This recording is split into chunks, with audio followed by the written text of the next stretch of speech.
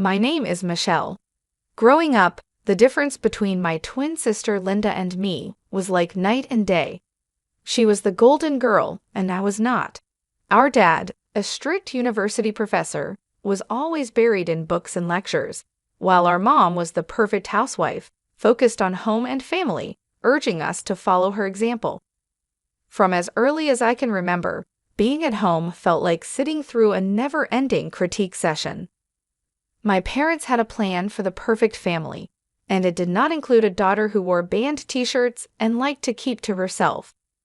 "Michelle, why can't you be more like your sister?"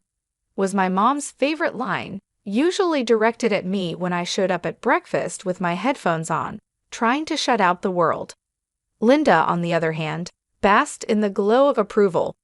"I just don't get why it's so hard for you to put on a nice dress and smile more," she'd say, flipping her perfect hair over her shoulder. It felt like she was from a different planet.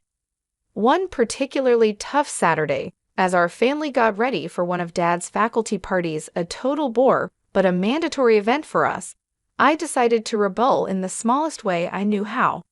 I put on my darkest eyeliner and a pair of boots that definitely did not meet the acceptable standard. "You're not going out like that, are you?" Mom caught me on the stairs, her eyes glaring at my boots as if they were dirty. I shrugged, my usual defense. "Don't see why not." She sighed, that long, drawn-out kind that said I was the biggest disappointment in her perfectly organized world. "Please, Michelle, just this once, can't you try to fit in?" "What for? So you can pretend we're the perfect family?" I shot back, tired of the same old argument. "It's not about pretending. It's about showing respect for your father," she argued, her voice taking on that sharp tone that meant business. Linda, overhearing the exchange, came trotting down the hallway, her heels clicking on the hardwood floor like a judge approaching the bench. "Mom's right, Amy. It's not that hard to look decent.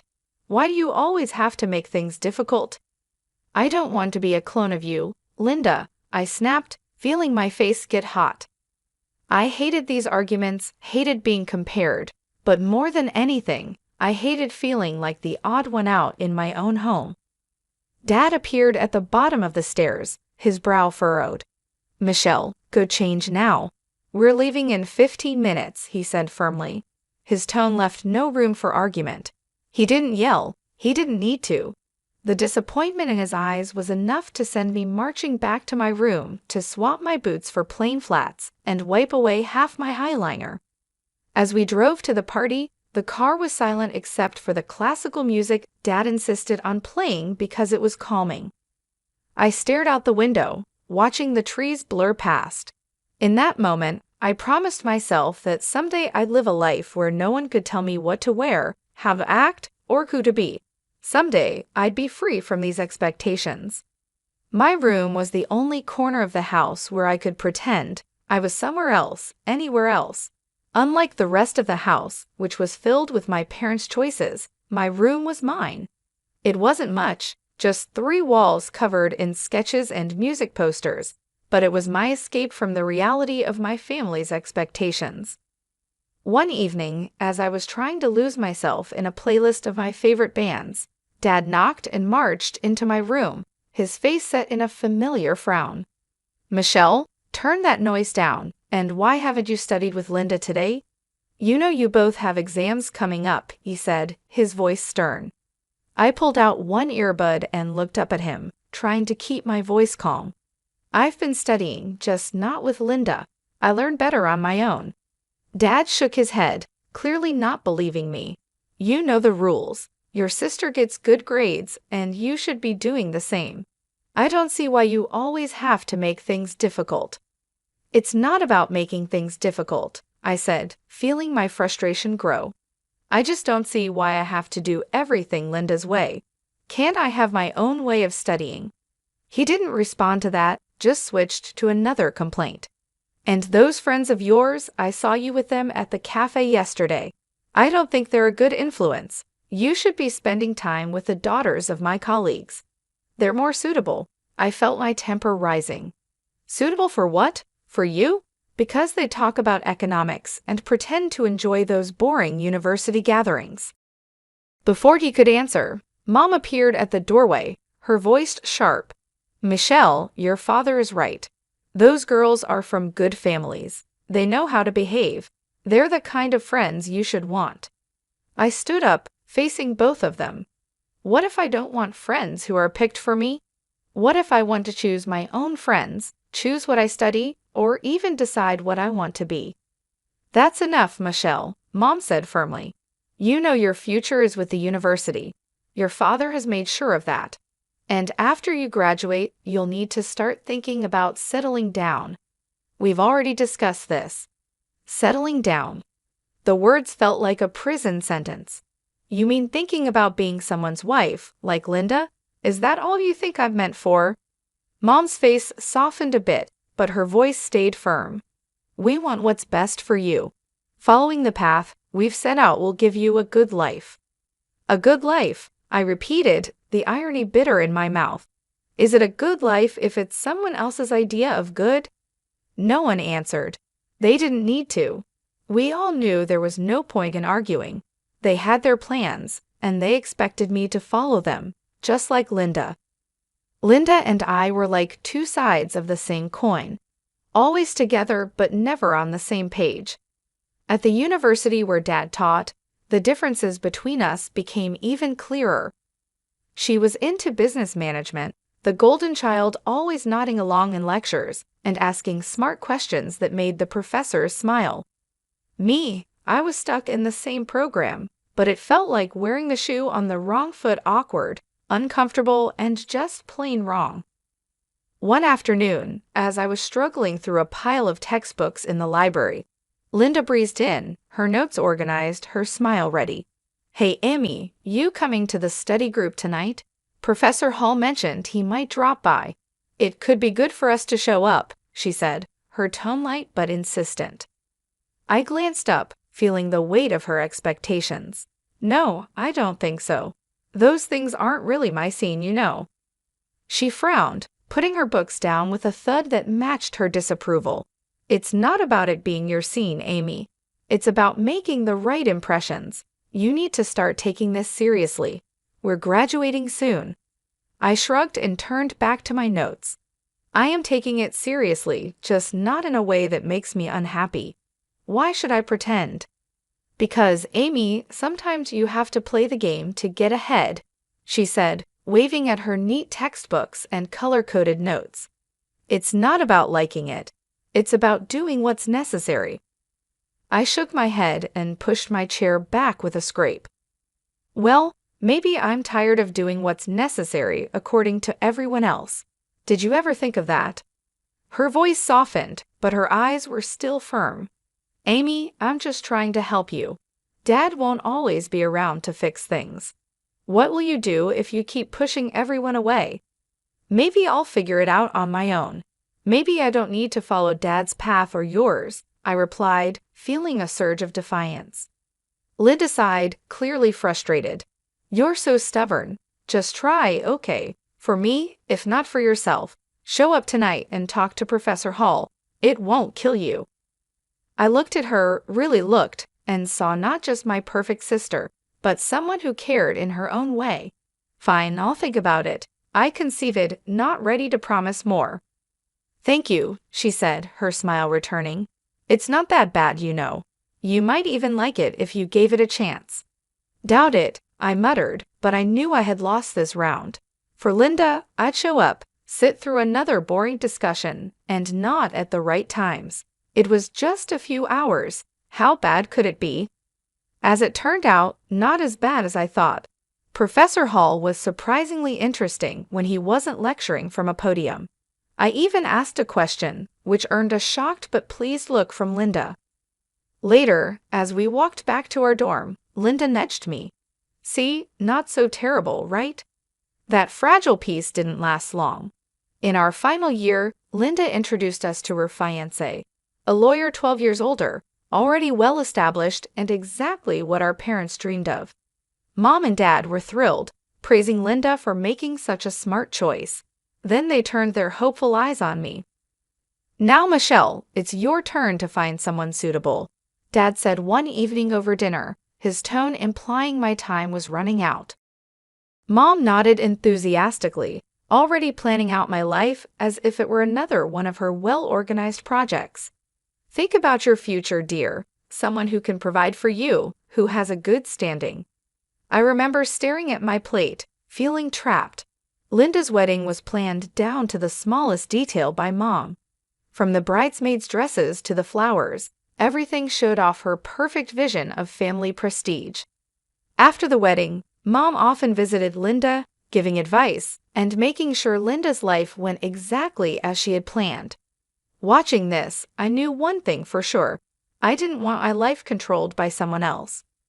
One day, I was walking down the street, lost in thoughts about escaping the life my parents wanted for me, when I heard the deep rumble of a motorcycle.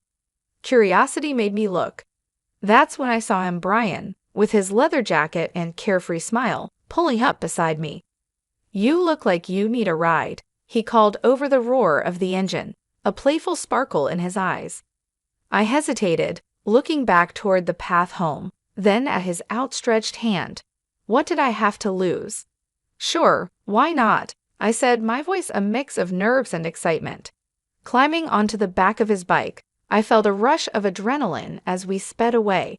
The wind whipped through my hair, and for the first time in a long while, I laughed a real laugh.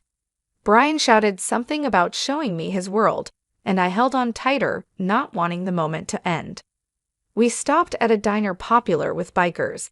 Over burgers and fries, Brian told me about his life as a welder, his love for bikes, and his passion for the open road. It was so different from anything I was used to, raw and real. "Don't you get scared living like this?" I asked, my voice barely rising above the clatter of plates and chatter around us. "Scared? No, it's thrilling. You never know what's around the corner. Isn't that better than having everything planned out for you?" he replied, his eyes lighting up with each word. Over the next few weeks, we met in secret. Each ride on Brian's motorcycle took me further from the life I was supposed to live and closer to the life I wanted. The speed, the adventure, it wasn't just about the thrill. It was about feeling alive, feeling free. One evening, as we watched the sunset from a secluded overlook, Brian turned to me. "Michelle, I don't just ride to escape. I ride to feel alive, to make every moment count. With you, every moment feels like it's worth something." I leaned into him, my heart beating fast. "I've never felt like this before. You make me feel free, Brian." He smiled, pulling me closer. "Then let's not go back to just existing. Let's live." 5 months with Brian felt like a lifetime of moments. I had always dreamed of the day he would propose under the stars, with the gentle rumble of his bike in the background. My heart said yes before my mouth could form the word. It was perfect, except for one big problem: my parents. I was scared to introduce Brian to them. He was everything they disapproved of: his rough edges, his wild spirit, his simple but happy life as a welder. But love gave me courage, and I decided it was time for them to know. The day I brought Brian home, he wore his usual leather vest, red t-shirt, ripped jeans, and a bandana. I loved that about him. He was always himself. As we walked up the driveway, I could already feel the weight of my parents' judgment. When we stepped inside, Mom's face went pale at the sight of Brian, her eyes widening in shock. "What in the world, Michelle?" she gasped, her voice barely a whisper. Dad's reaction was harsher, his words sharp as knives. "Who is this, and why is he dressed like a thug in our house?" I took a deep breath to steady my nerves. "Mom, Dad, this is Brian. He's the man I love. We're getting married." The silence was deafening. Then Dad turned to Brian, his tone full of disdain. "Married? What do you do for a living, young man? What are your qualifications?" Brian, bless him, didn't waver. "I'm a welder. I took some specialized courses after high school. I work hard and make an honest living." The look on my parents' faces was a mix of horror and disbelief. Mom looked like she might faint. "A welder, Michelle? You can't be serious." Dad's voice rose, anger flaring. "You expect us to bless this, to throw away your future for a welder? I felt my resolve harden. Yes, because he makes me happy. Isn't that what should matter? But the life you'll lead, Mom started, her voice trembling. It will be the life I choose, I shot back, my own voice gaining strength. Dad shook his head, his decision clear. We cannot and will not support this. If you choose him, don't expect to be a part of this family. The finality in his tone broke my heart, but not my decision. Brian squeezed my hand, giving me the strength to face them. Then I choose Brian. I choose us. I choose my happiness. Mom's eyes filled with tears, and Dad's jaw clenched tight. If you walk out with him, don't bother coming back, Dad said, his voice cold. Walking away from my parents' house with Brian, my heart was a mess of emotions: pain, relief, excitement, and fear all mixed into one. The night air felt different, like each breath was a new beginning. I took a step further into a new life. We rode in silence for a while, the steady roar of the motorcycle beneath us. When we finally stopped at a small diner on the edge of town, Brian turned to me with a serious look. Are you sure about this, Michelle? I mean, really sure. There's no going back after tonight, he said, his eyes searching mine for any sign of doubt. I nodded, squeezing his hand tightly. I've never been more sure of anything. Being with you feels right. It feels like what I'm meant to do. He smiled that reckless, charming smile that had won me over the first day we met. All right then, let's do it. Let's start our life together. Inside the diner, we found a quiet booth in the corner. The waitress brought us 2 coffees without asking, and we sat there planning our next steps. So what's first? I asked, stirring cream into my coffee and watching it swirl. We'll need to find a place to stay, at least for a while, and maybe look for jobs. I have some buddies who can help us get started, Brian replied, sounding practical but hopeful.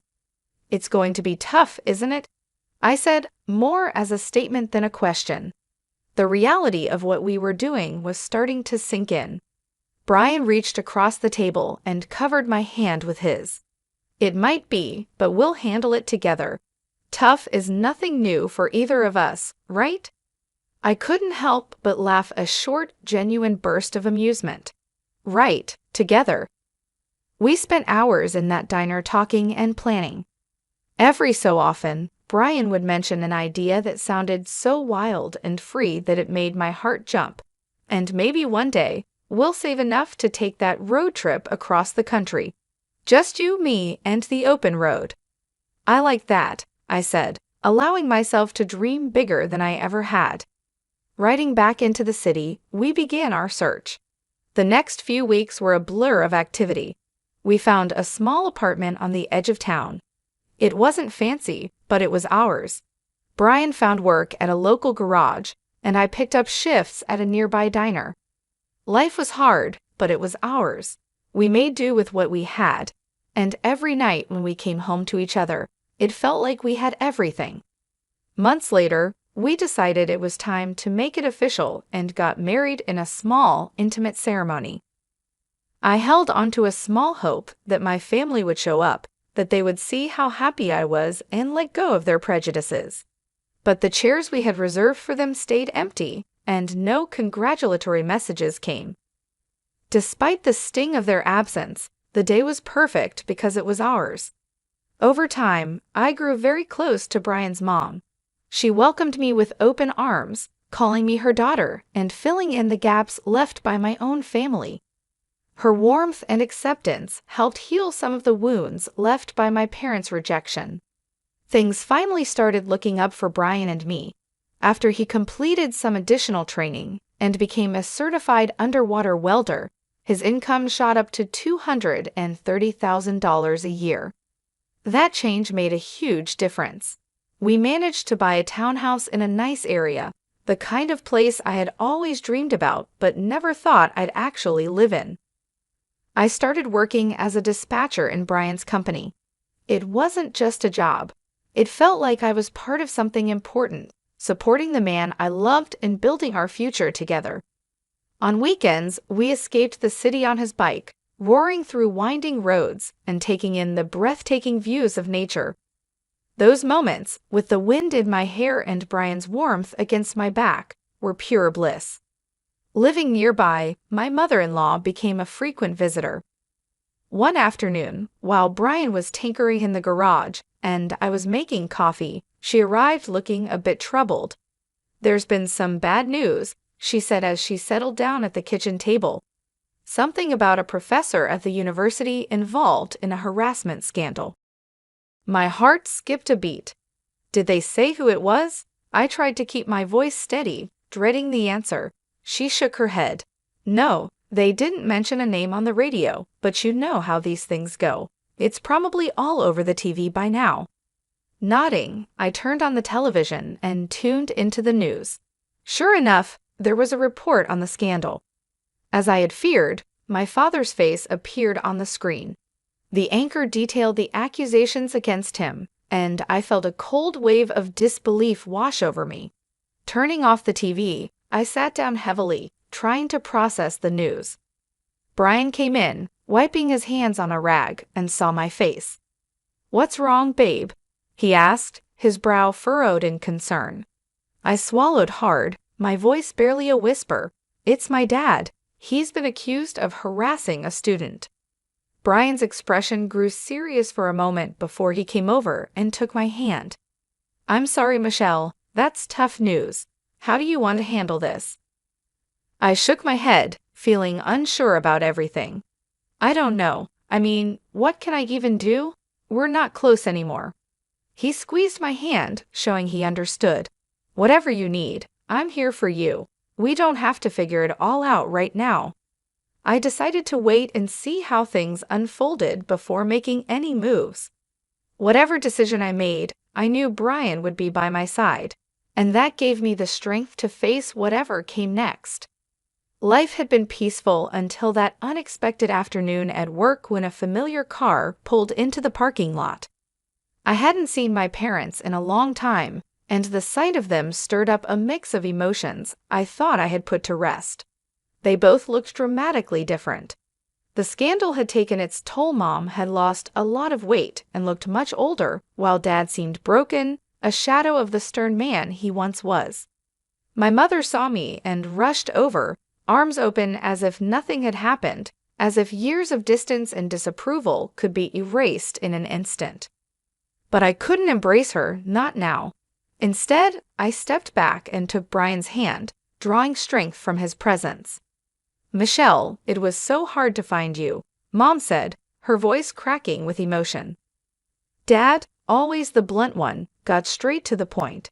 His voice was harsh and bitter. "I was accused unfairly, you know. I went to your sister's husband for help, but that leech wanted a fortune. Your sister sided with him, and now they've kicked us out. We need your help." I stared at them, disbelief and anger swirling inside me. "Help? After all these years, you show up and demand help." "We have nowhere else to go," Mom said desperately. "They've disowned us too. We thought maybe we could stay with you." I almost laughed at the absurdity. "Stay with me? After you disowned me, you made it clear I wasn't your daughter anymore." Dad's face turned red, his old temper flaring up. "You owe us, Michelle, after all we've done for you." "That's where you're wrong," I replied, feeling a newfound resolve. I cut them off, feeling Brian squeeze my hand for support. "I don't owe you anything. You threw me out because I chose my happiness over your demands. And now you want to just move in and act like we're a family again?" The situation was spiraling out of control, and I could see people watching, a small crowd beginning to form. Mom started to cry, her sobs loud and drawing even more attention. "You're being ungrateful after everything we've done for you," she accused through her tears. I took a deep breath, my decision clear. "No, Mom, I'm not ungrateful. I'm free and happy. You made your choices, and now you have to live with them." As we walked away, I heard my dad yelling, but Brian leaned over and quietly told the security team, "Don't let them come here again." The following months flew by, filled with love and peace. We welcomed a son, a new beginning for our growing family. My parents never came back. That day in the parking lot was the last time I saw them. While part of me grieved for what could have been, I knew I had made the right choice for myself and for my family.